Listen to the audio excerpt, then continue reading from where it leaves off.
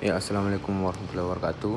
Perkenalkan, nama saya Muhammad Haidar, NIM 70 2001 1999. Baiklah, di sini saya akan menjelaskan tentang output dan input.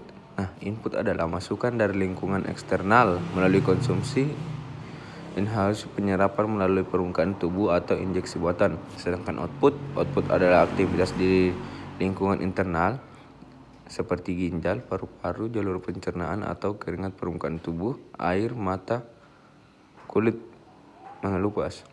Nah, yang kedua, kapan cairan dalam tubuh dikatakan seimbang? Nah, keseimbangan cairan dalam tubuh berarti adanya distribusi yang normal dari air total dan elektrolit ke dalam seluruh bagian tubuh. Keseimbangan cairan dan elektrolit saling bergantung satu dengan yang lainnya. Jika salah satu terganggu, maka akan berpengaruh kepada yang lainnya.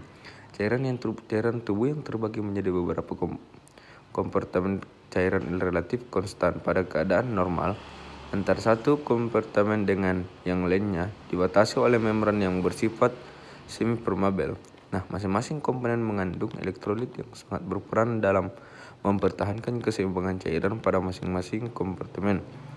Dengan demikian, cairan dan elektrolit dikatakan seimbang jika cairan yang keluar dan cairan yang masuk itu sebanding dengan elektrolit yang dikonsumsi. Nah, yang ketiga yaitu total cairan dalam tubuh itu 42 liter. Persentase cairan di dalam tubuh itu 100, persentase berat badan itu 60. Cairan intraseluler 281. Persentase cairan di dalam tubuh itu 67, persentase berat itu 40. Cairan ekstraseluler itu 141, persentase cairan dalam tubuh 33, persentase berat itu 20. Plasma itu 2,8, persentase cairan dalam tubuh itu 6,6, persentase berat itu 4. Cairan interstitial yaitu 11,2, persentase cairan dalam tubuh yaitu 26,4, persentase berat yaitu 16. Getah bening tidak ada. Persentase cairan dalam tubuh yaitu cairan.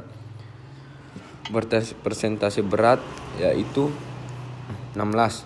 Yang keempat yaitu pengaturan keseimbangan cairan perlu memperhatikan dua parameter penting, yaitu volume cairan ekstrasel dan osmolaritas cairan ekstrasel.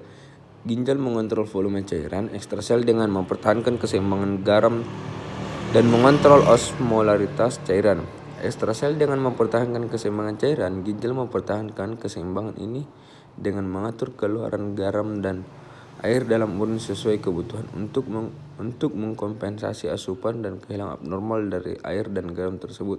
Nah, yang kelima yaitu kadar asam basa dalam darah diukur dengan skala pH dari 1 sampai 14. Kadar pH darah normal berkisar antara 7,35 sampai 7,45. Darah seseorang dinilai terlalu asam bila pH kurang dari 7,35.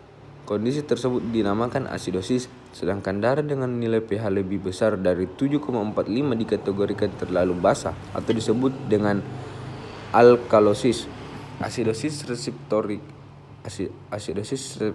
reseptorik adalah keasaman darah yang berlebihan karena penumpukan karbon dioksida dalam darah sebagai akibat dari fungsi paru-paru yang buruk atau pernapasan yang lambat. Asidosis reseptorik terjadi jika paru-paru tidak dapat mengeluarkan karbon dioksida secara adekuat. 7 hal yang dapat terjadi pada penyakit berat yang mempengaruhi paru-paru. Asidosis reseptorik dapat juga terjadi bila penyakit dari saraf atau otot dada menyebabkan gangguan terhadap mekanisme pernapasan. Pada kasus yang jarang, alkalisis metabolik terjadi pada seseorang yang mengkonsumsi terlalu banyak basa dari bahan-bahan seperti soda bikarbonat. Selain itu, alkalisis metabolik dapat terjadi bila kehilangan natrium atau kalium dalam jumlah yang banyak mempengaruhi kemampuan ginjal dalam mengendalikan keseimbangan asam di darah. Nah, yang ketujuh yaitu asidosis, alkalisis metabolik, asidosis reseptorik, alkalisis reseptorik. Yang kedelapan yaitu asidosis metabolik. Asidosis metabolik adalah kesamaan darah yang berlebihan yang ditandai dengan rendahnya kadar karbonat dalam darah. Bila peningkatan keasaman melampaui sistem penyangga pH, darah akan benar-benar menjadi asam. Seiring dengan menurunnya pH darah,